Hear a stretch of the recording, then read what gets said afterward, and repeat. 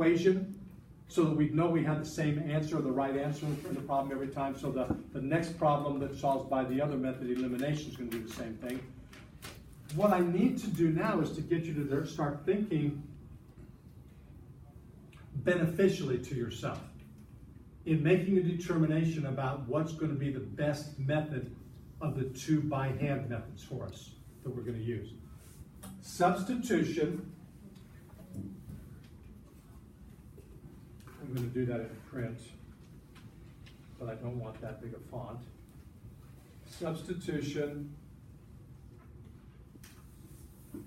Still don't want that big a font. Okay. Substitution requires you to be able to isolate one variable.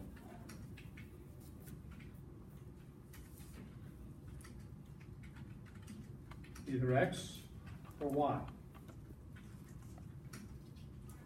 And when we say isolate one variable problem, we mean that we don't want to have any coefficient on that variable. We want the understood coefficient. But if we're going to do that, we have some caveats.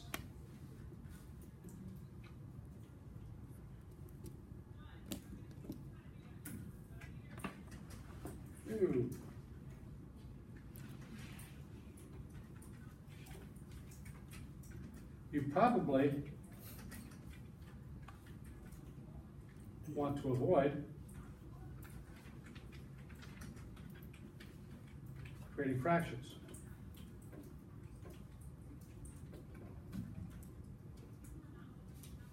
And the only reason I say that is because I don't think most of you like fractions. Is that true? If you had a choice of working a problem with fractions in it or not working a problem with fractions in it, you'd probably choose the one that didn't have fractions in it, right? So if I'm going to get one of the variables alone, that means I have to be intelligent in looking at the problems and figuring out which is the best variable to attack. Top equation. Ideal situation, one of the variables already has a positive one coefficient on it. So a top equation, if I'm going to try to isolate one of the variables, I'm going to change that one to get y by itself. I'm not going to try and get x by itself, because if I want x by itself, I'm going to eventually have to divide by 2, and that's going to create some fractions for me. If I want to use the bottom equation, I got to get y by itself. That would be the logical one to get by itself. But it's got a negative on it, which means I'm going to have some sign changes when I do the transformation. So yeah, you're going to be coming back and doing this probably somewhere along the problem. Might be solving for x, you might be solving for y. So making an intelligent choice is the best thing for you. Top equation or bottom equation? Top. Fewer signs to worry about, right? Which variable to isolate? Y. Okay? So if we choose to isolate y in the top equation, then we're taking this equation right here and saying we want to take the 2x plus y equals 8, and we want to solve for y. That's just another way of saying isolate it. So that means we're going to be subtracting 2x from both sides of the problem, correct? Leaving us with y equal either minus 2x plus 8, or would there be any problem if I used 8 minus 2x? As long as the signs are in the right place, it's okay. It doesn't have to be perfect y equal mx plus b format. It's called substitution for a reason. Now that we've got that equation solved for, and I have to come back here and choose black again.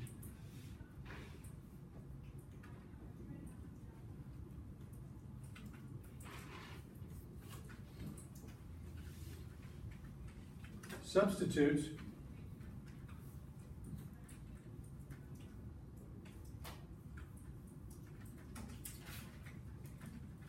the expression for the isolated variable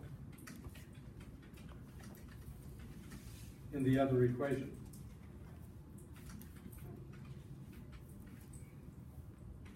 In other words, I'm going to take this expression right here, which is equivalent to y,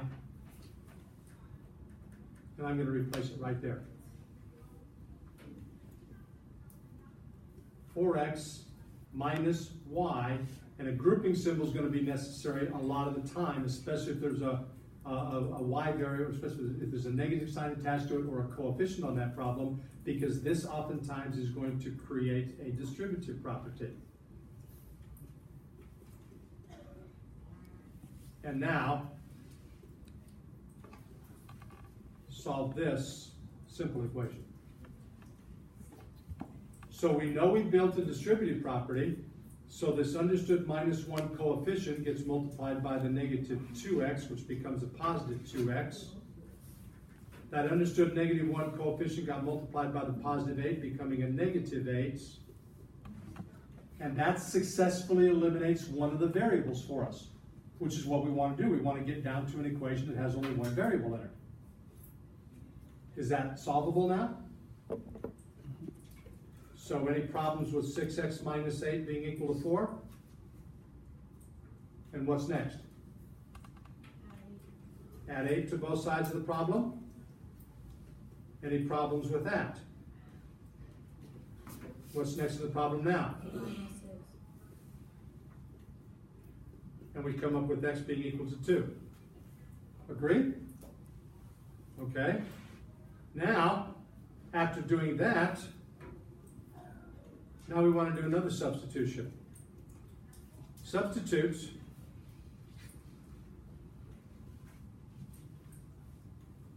the numeric value that you just pulled up for the variable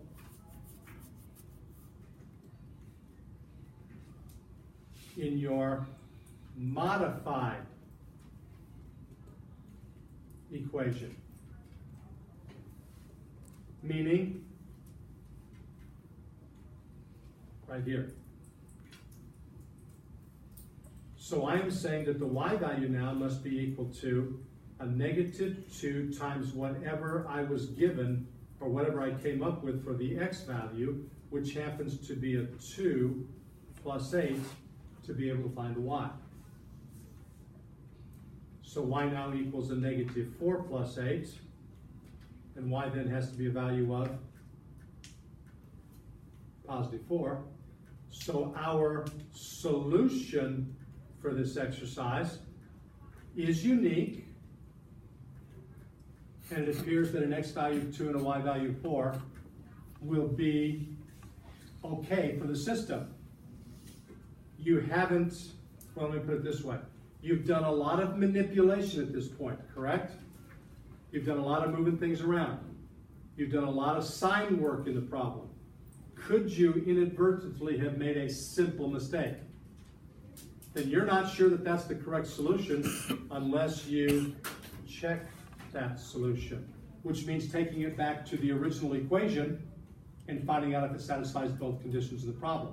Now, that's not a by hand check, because you can pick up your calculator and do that, because all the work's on one side of the problem.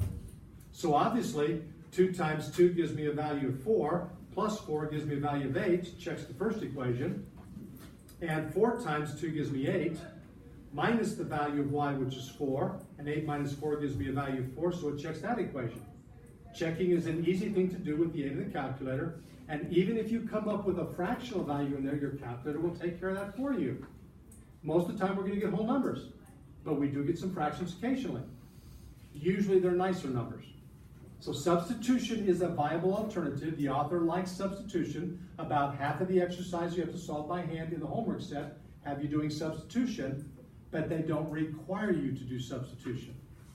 The author wants to give you enough practice that you can make an intelligent decision about what's the best technique. Substitution is not effective, or it's effective, but it's not comfortable if you're isolating, you come up with a fractional value, because now you're forcing yourself to work with fractions and you don't have to do that to yourself. It's not the only technique, but it beats graphing. And the other option, if you don't like substitution, is elimination. So elimination has a different set of criteria in the problem.